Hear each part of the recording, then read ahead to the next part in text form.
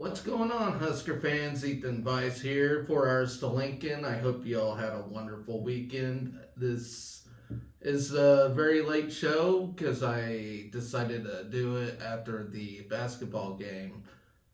So, with that in mind, it'll probably be Monday to you guys by the time this thing gets uploaded. But without further ado, let's get right to it. So we had the Hall of Fame class announced this week, which I will go over those here in a minute. Men tennis went to the USC invite. Women tennis went to the Alabama invite. Cross country competed in the Big Ten championships. Volleyball went and had a couple of games this weekend. Football came off a win. Women's golf had their tournament wrapped up today. Women and men basketball had their games today. Soccer won their quarterfinal game. Rifle actually faced the number 1 and 2 teams this week. So we will get to all that. And men basketball won as well. We will get to all of that. So without further ado, please like, share, and subscribe if you like the show. We're kind of settling in on this show. So thank you all for whatever support you have given me so far. So hopefully we keep this thing up. So on the Hall of Fame class, I'll just say the names and then I will read a little description about them. So here we go. Lori Endicott was the first Nebraska volleyball player to be recognized as the Conference Player of the Year and was the first Husker to play in the Olympics. Endicott hit, and when I say that, I mean for volleyball. I guess I didn't get specific about it, but she was a setter in volleyball back in the day. Anyway,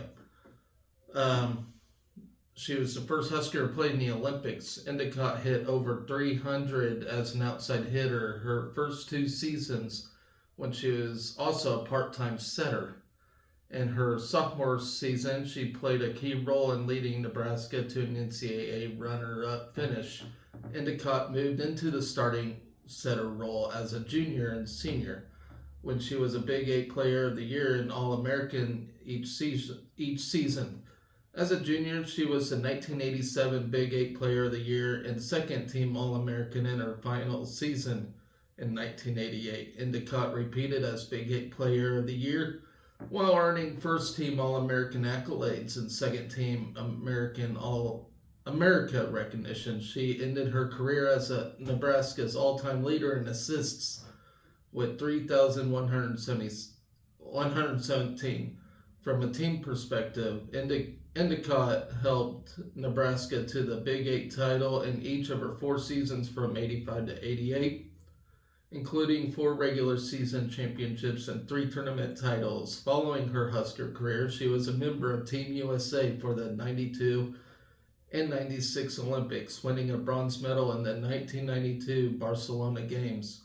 In 2005, she was a recipient of the USA Volleyball Flo Hyman All-Time Great Women's Player Award.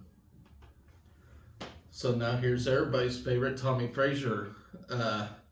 He is widely regarded as one of the best quarterbacks and winners in the history of college football. Named one of the 10 greatest college football players of the 20th century, Frazier led Nebraska to 4 Big 8 titles, with the Huskers going undefeated in the regular season and playing for the national title in each of his final 3 seasons.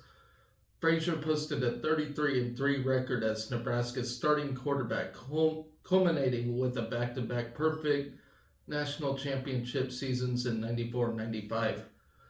A 3-time national championship game, most valuable player. Frazier's burst onto the scene in 92 when he became the first true freshman to ever start at quarterback for Nebraska. He was the Big 8 Freshman Newcomer of the Year in 92 and the Big 8 Offensive Player of the Year in 95. Frazier was the runner-up for the 95 Heisman Trophy, in addition to being named the National Player of the Year by two media outlets.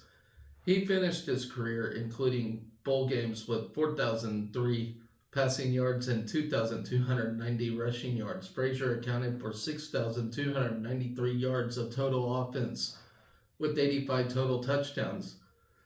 A Bradenton, Florida native, Frazier was inducted into the College Football Hall of Fame in 2013, and his number 15 jersey was retired by Nebraska at 96. Frazier earned his degree in communication studies from the University of Nebraska in 96. So here we go with Emily Parsons. She was an 11-time All-American during her distinguished career as a Husker gymnast from 2005 to 2008. She set a school record with 114 career event titles, and Parsons' 2011 All-America awards, her 11 All-American awards are tied for the most in Nebraska history. Parsons earned All-American recognition on multiple events in each of her 4 seasons. She was a first-team All-American in 4 different events, including the All-Around. On the regional level, Parsons was a 3-time Regional Gymnast of the Year who was a 4-time regional champion in the floor exercise, 3-time winner on vault, and 2-time All-Around champion. Parsons was also dominant in the conference level, where she was recognized as the 2005 Big 12 Newcomer of the Year and the 2007 Big 12 Co-Gymnast of the Year. Parsons was named the Big 12 Gymnast of the Week 15 times during her career. She was a 7-time Big 12 champion, including a dominant 2007 championship when she won titles in the all-around, vault, beam, and floor exercise. Parsons earned her degree in sociology from the University of Nebraska in 2009. Here we go. One of my favorites, Tolly Thompson, owns the most victories of any wrestler in Nebraska history. Thompson went 157-21 in his 4 seasons to become the only Husker with 150 career wins. The 95 NCAA heavyweight champion, Thompson was a 3-time All-American and a 3-time conference champion. After going 18-5 with 12 pins during his redshirt season, Thompson went 38-13 as a freshman in 93 and 94, setting the school record for most victories by a freshman. Over his final 3 seasons, Thompson posted a 119-8 record with the conference title and the top 3 NCAA finish each year. As a sophomore, he went 36-2 en route to becoming the NCAA champion. The next year, Thompson was 42-2 and finished the season with the 3rd place NCAA finish. As a senior, Thompson posted a 41-4 record, and he finished 3rd at the NCAA championships. With more than 40 wins as both the junior and senior, Thompson became the only Husker wrestler with 2 40-win seasons. In his 157 career victories ranked 8th in NCAA history. At the conclusion of his career, Thompson earned his degree in Family and Consumer Science from the university in 97. A little side note. During his induction, I saw he told them, whoever was interviewing him, that he didn't even win a state high school championship. So to not win state, but then win NCAA, that's an incredible bounce up. So very impressive stuff. That's almost unheard of. So here we go. Now we got Brittany Timko, was one of the most decorated soccer players in the Big 12 conference history, and she competed in 3 World Cups and 2 Olympics during an illustrious international career. Timko was the Big 12 Player of the Year in 04 and 05 before sharing the conference's top honor in 06. The only 3-time Player of the Year in Big 12 history, Timko was also a 2-time All-American. She scored 41 goals and had 42 assists. in 71 career matches, ranking in the top 5 in Nebraska history with 124 career points. One of only 2 players in program history with 40 goals and 40 assists, Timko had 4 hat tricks in her career, and she set a Nebraska season record with 21 assists as a junior in 05. Timko was also an outstanding international player, competing on the world stage during her Husker career.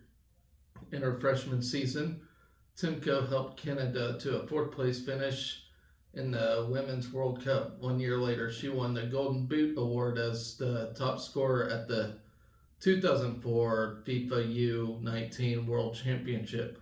Timko also won a bronze medal with Team Canada in 2012. She was inducted into the Canada Soccer Hall of Fame in 2020. Timko earned her degree in psychology in 08. And then the last inductee was Coach Gary Pepin, who led the track and field team. And he's the 6th coach to be inducted into the Nebraska Athletics Hall of Fame. Gary Pepin was the longest serving head coach in the history of Husker athletics. He was the head coach of the Husker women's track and field team for 42 seasons from 81 to 2002. And Pepin guided the men's team from 1984 to 2022. He led the Nebraska women to 3 straight indoor national championships from 1982 to 1984, including the first 2 NCAA indoor championships from 1983 and 1984. In addition to 3 team national championships, Pepin's teams won 73 conference titles. His women's program won 40 conference titles, 23 indoor, 17 outdoor, while his men's teams won 33 championships, which was 20 indoor and 13 outdoor. From 81 to 95, Pepin's women's teams won both the indoor and outdoor conference championships every season. Individually, Pepin's student athletes combined for 59 individual NCAA titles, 597 individual conference championships, 639 All-America awards, and 68 academic All-America accolades. Pepin was named the Conference Coach of the Year 28 times, and he was the Region Coach of the Year 11 times, the 95 National Indoor Coach of the Year. Pepin was inducted into the U.S. Track and Field and Cross Country Coaches Association Hall of Fame in 2008. So there you go. There's the 6 inductees in this Hall of Fame class. So I think there's like 68 people in the Nebraska Hall of Fame, which started in 2015. So, and Trev Alberts explained that's a pretty tough Hall of Fame to get inducted to, which I highly agree. There's a lot of great athletes and coaches that came here. So there you have that. This show is raw, so I have got to get my spitty real quick. I forgot to spit my chew out, so bear with me, guys.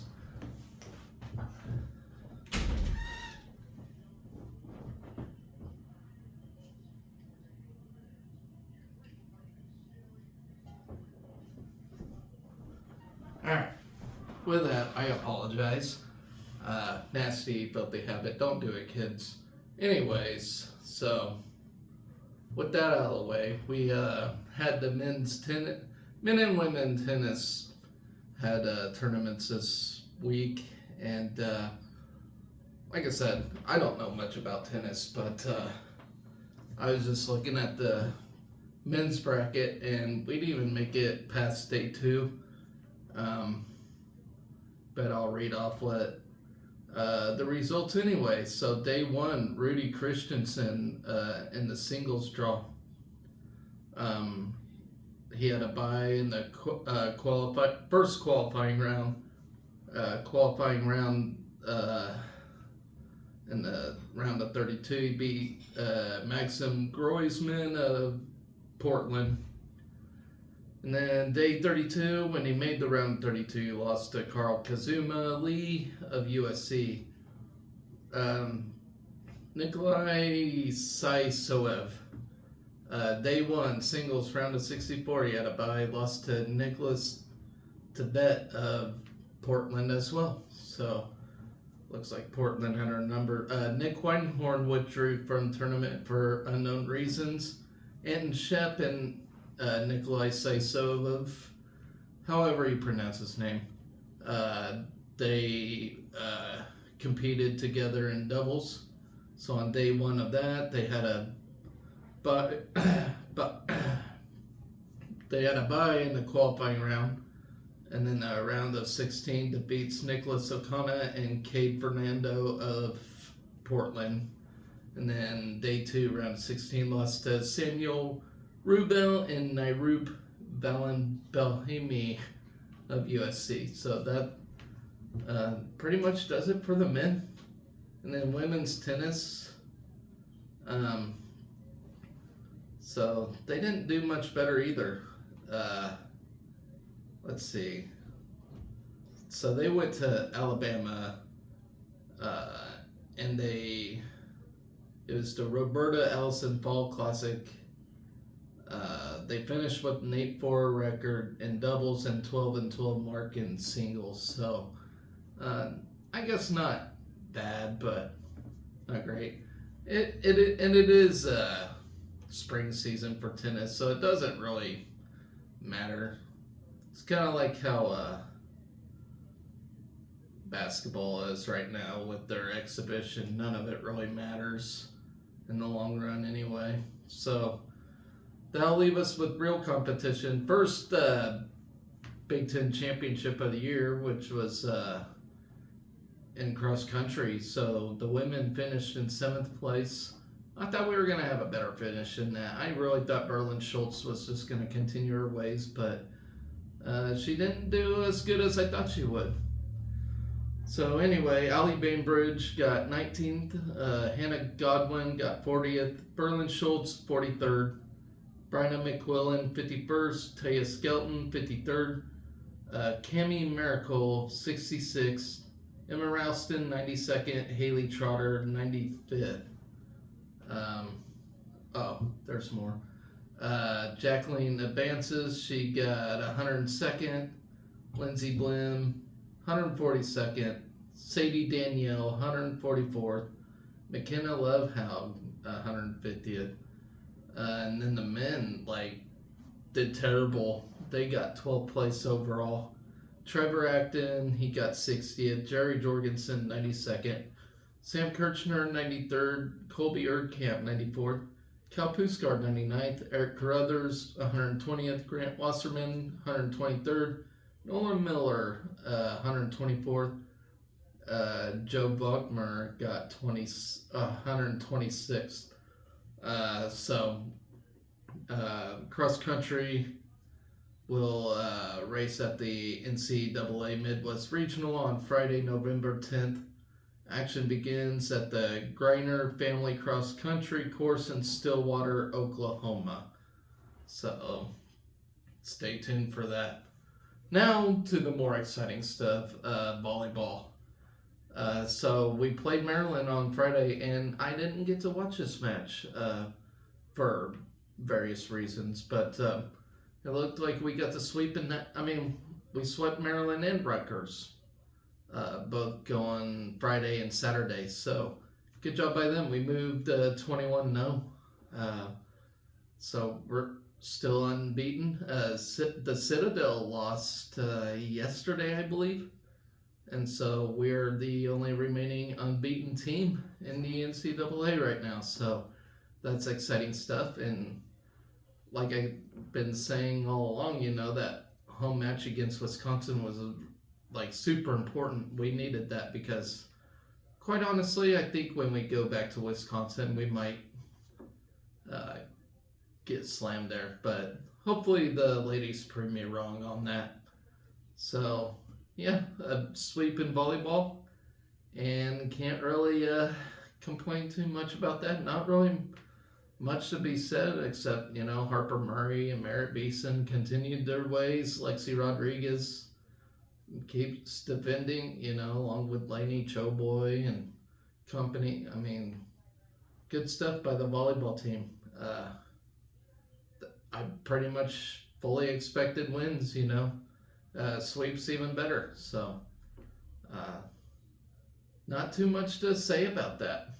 Um, so now we got football as they beat Purdue on Saturday. And like I said, I think this was a complete performance by, for defense. Offense, yeah, we're slouchy, but we have improved.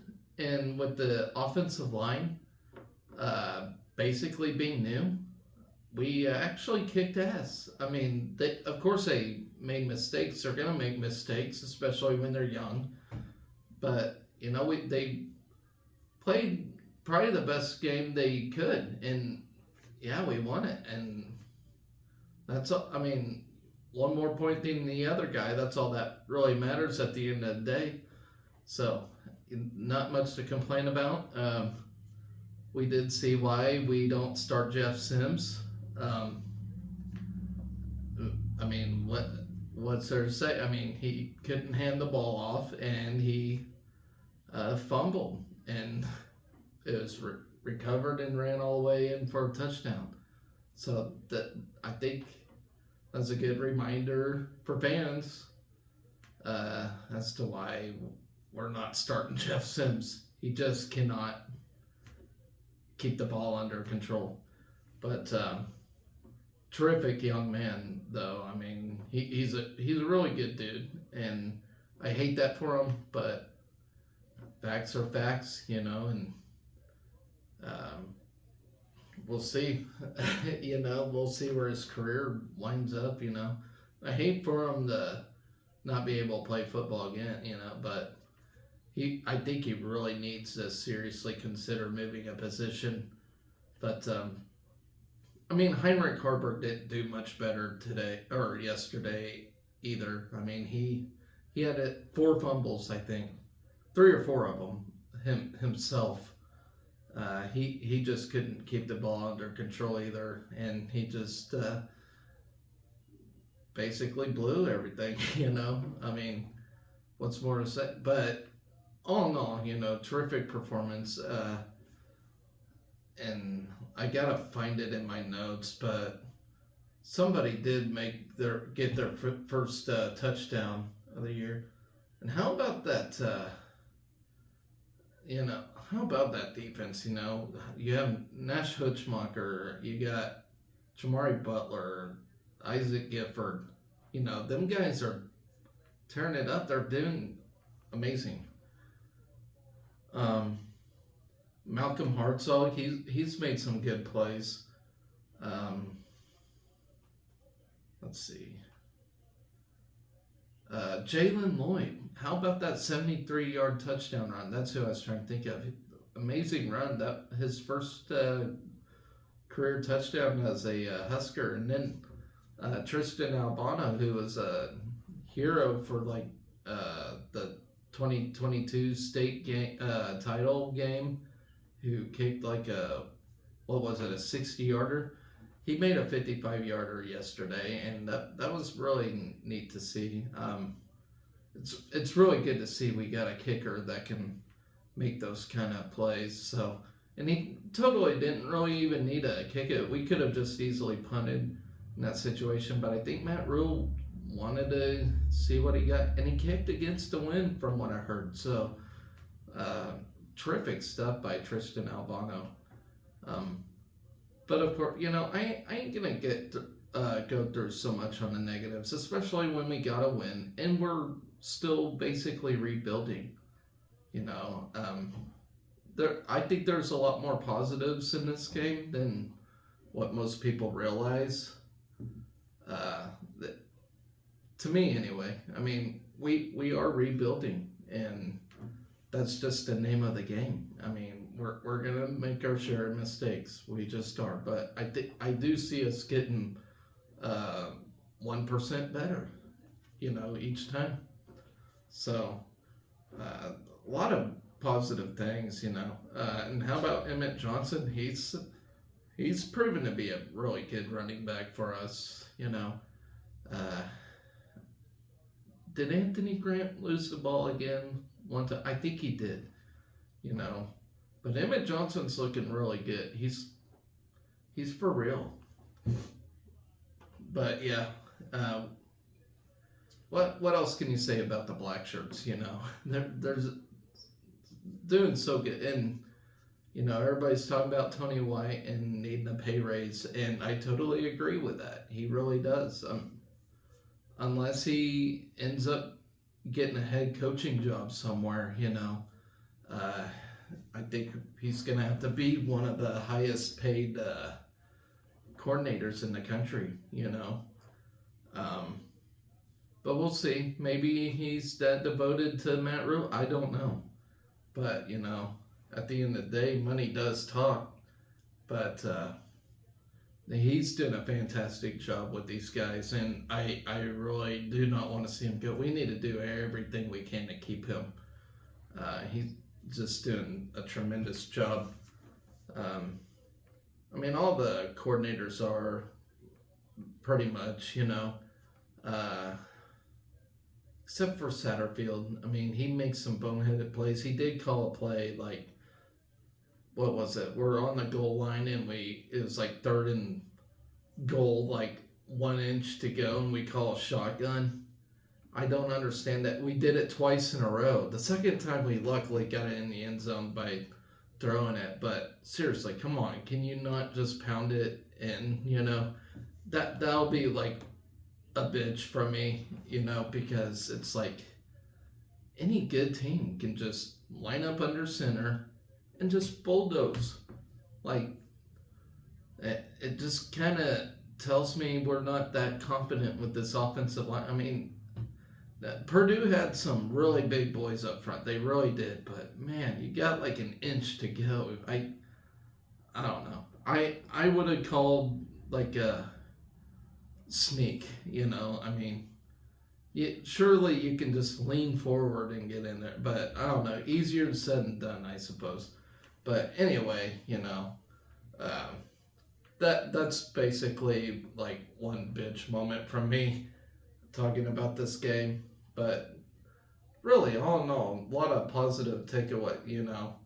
The 14 scored by Purdue, that was pretty much garbage touchdown. We still took care of business on defense, and as you all know, defense wins championships. So anyway, enough about the football game. We're gonna move on to Michigan State next week, so that should be another win, and that should get us to a bowl game after we beat them. So be excited for that. And that's another one thing I do want to say. Everybody's still bitching about this team, and it's like, at the beginning of the year, we all agreed a bowl game would be nice and it'd be an improvement. We're almost like one sure win away from getting that bowl berth. So what's the bitch about, guys? I do think we're getting 1% better. Our offensive line did make some really good blocks, so we're getting there. Don't count this team out. Like, Matt Rhule in his first, he's doing a tremendous job. He took over a shitty Baylor team. He won.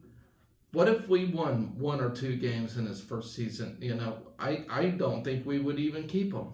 So, we're 5 wins in now.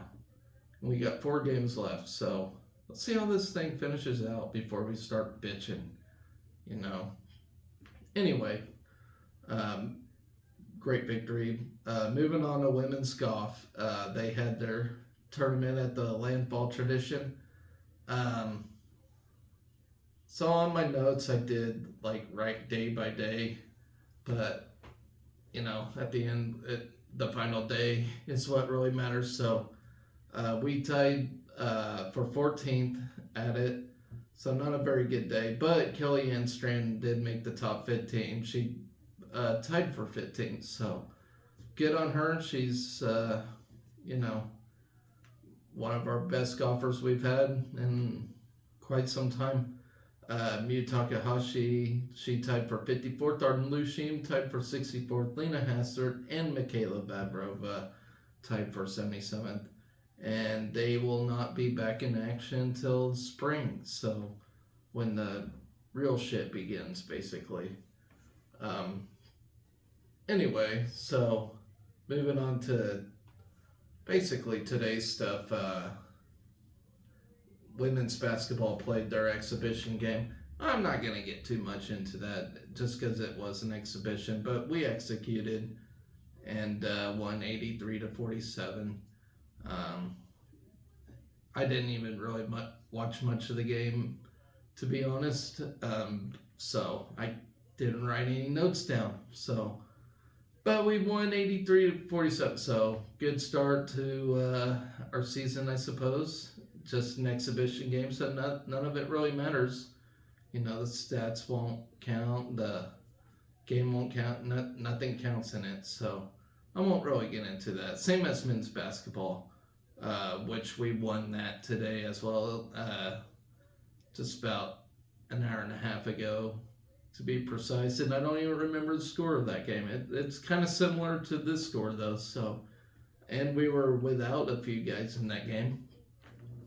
One thing I do want to mention is Rink Mast wasn't in the game because he got assaulted by some dude that played at North Dakota State back in 2017 or something like that. I don't even know what the guy was doing around him. That whole story's weird to me. I don't know what went on. Maybe I'll get some details later, but I don't even like to talk about off the court, off the field stuff. Drama stuff. I don't really get into that, but it is a bizarre occurrence. We were without some star players, so we didn't have Blaze Keita. Josiah Alec wasn't in there, and doggone it, we Keisei Tamanaga looked like he sprained his ankle in this game, so during an exhibition game, so that sucked. So luckily we don't have totally stiff competition coming up, so maybe he can rest that until we get into dirty play, I guess you should call it. So hopefully Casey will be all right. He looked like he was hobbling off the court after the game, so we'll see.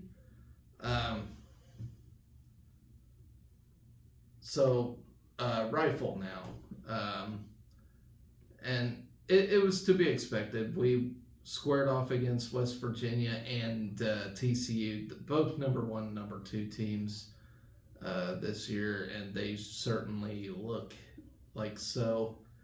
I didn't, of course, I can't really tell what goes on in Rifle. They'll air it on YouTube and it'll show a small screen of where they shoot, and I don't even know how you score, so it's kind of hard to take notes. So I just kind of basically go off of what the Husker athletics site says about these matchups, and they didn't update the matchup against West Virginia today, so I just wrote a small little note on that. But so yesterday we fell to West Virginia and TCU.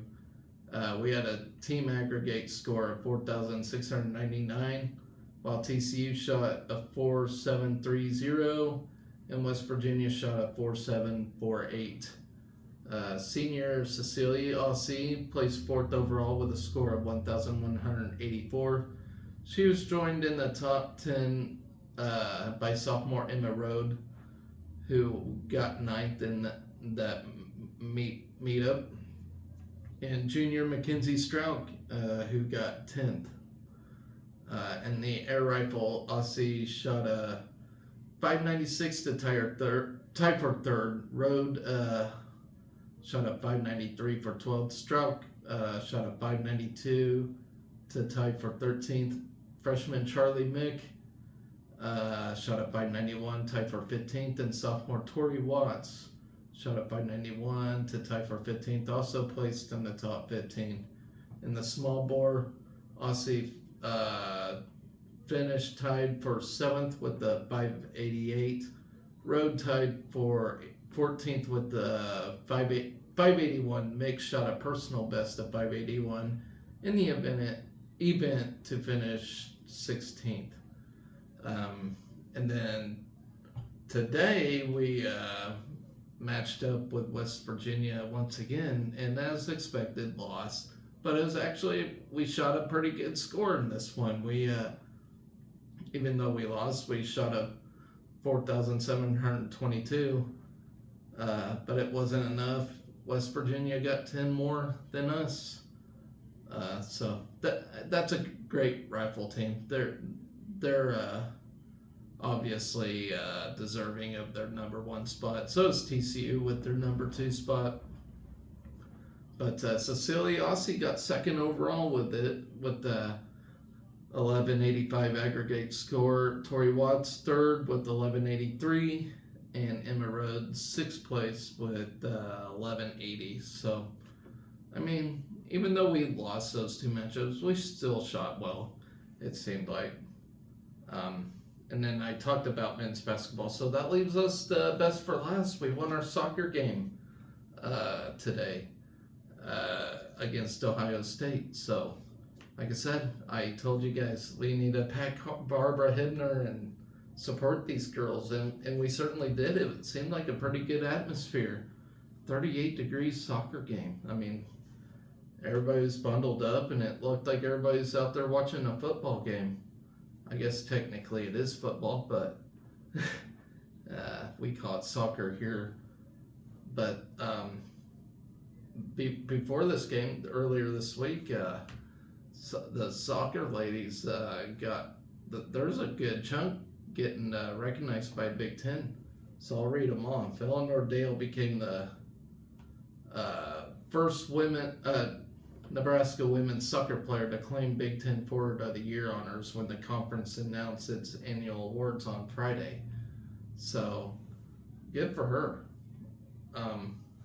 Dale, who is a senior from England, earned 4 Big Ten Offensive Player of the Week honors this season, which is 2nd most in Big Ten history, by the way. She leads the country in total goals with 25 now. So she's 2 away from getting Nebraska's school record. So I think she can achieve it.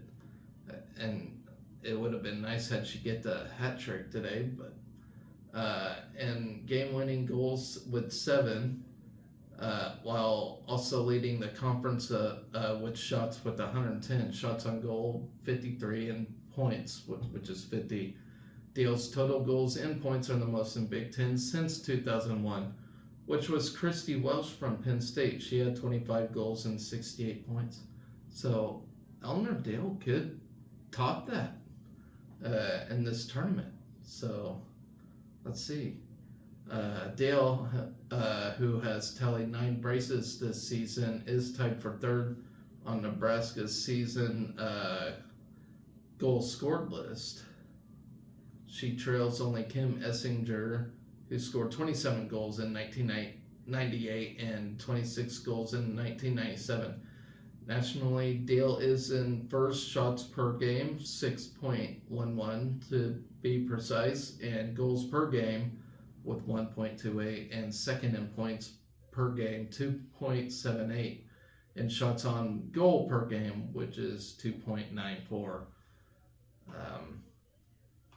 And then you have Sarah Weber, who joins Dale as a first-team All-Big Ten honoree, as Weber captured her 2nd straight first-team All-Big Ten status. She ranks 2nd in the conference in shots with 72, and points with 27, 4th in shots on goal, which is 33, and 5th in goals with 10. Nationally, Weber is 11th in shots per game with 4.24 and 25th in total points.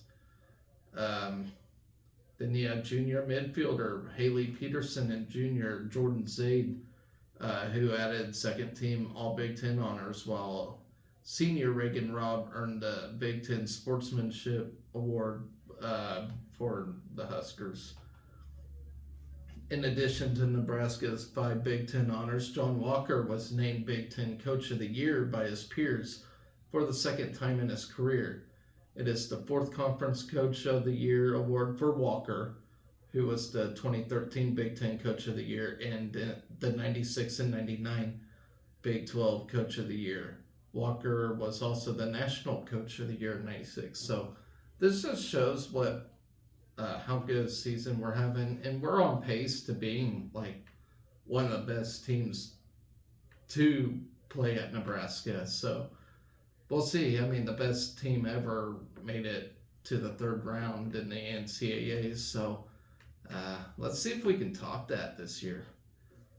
Anyway, so the game itself, it was a exciting one as we won 3-2 against Ohio State. So this coming Thursday, we will travel to Columbus to play Wisconsin. We actually beat out the hosts this year, so that's pretty nice. But we square off against Wisconsin as they so I don't know how they want it looked, because I was watching their game like on the NCAA site. I wasn't watching the game, I just had the score up, and they went to 3rd overtime against Rutgers, and if I remember right, we actually shellacked Rutgers, but we tied Wisconsin this year. So it's going to be a huge game for us. I mean, we got to beat Wisconsin now. I feel like our win today did seal our fate for the NCAA tournament, but we certainly winning out will help for a higher seed, obviously. So we'll see how we do. They're going to be a test. I mean, it's going to be a test all the way through. But how about Iowa beating Penn State or Michigan State today? The team that shared the Big Ten title with us. That was certainly awesome. So in the semifinal round on Thursday, you have Penn State against Iowa. Penn State being a 4 seed, Iowa being an 8 seed. And then you have us in Wisconsin, with Wisconsin being a 3 seed. So the number 1's out already. So shows how tough this and competitive this conference truly is. So look for that.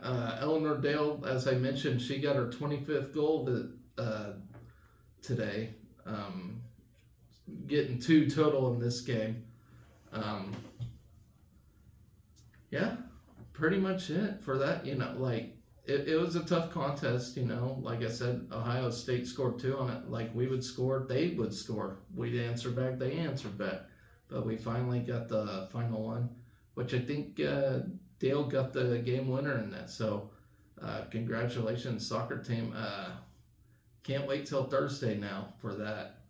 So with that, guys, I'm going to just bring up what's on tap for this upcoming week on, I don't know, say Tuesday, Wednesday, somewhere around there. I'll preview everything for the week. But next week we got men's tennis at the Fall National Championships, which is Wednesday on through Sunday. Women, same thing, ITA National Championships on Wednesday and Thursday on through Sunday. Of course, I mentioned soccer team plays in the Big Ten semifinals on Thursday. Men's tennis will have their individual Big Ten championships on Friday. Bowling's back in action at the Track Cat Clash from Friday on through Sunday. Swimming and diving's back up against Kansas on Friday. Then you got volleyball at Penn State on Friday, rifle at the Citadel on Saturday, football at Michigan State on Saturday, wrestling. Finally, wrestling's here. I cannot wait to get into that action. But we go to North Dakota State on Saturday. Volleyball at Rutgers on Saturday. Soccer versus, so on Sunday is the Big Ten Championship for soccer if we make that. So we may or may not have anything on Sunday, so we'll see. We just got to win this one and then we will have it. So that's what's on tap for this upcoming week. I certainly do appreciate all your guys' support that chooses to watch the show, that share, subscribes to my channel. I appreciate you all. So anyway, guys, I'm gonna call it good from there. Be excellent to each other as always, and go Big Red.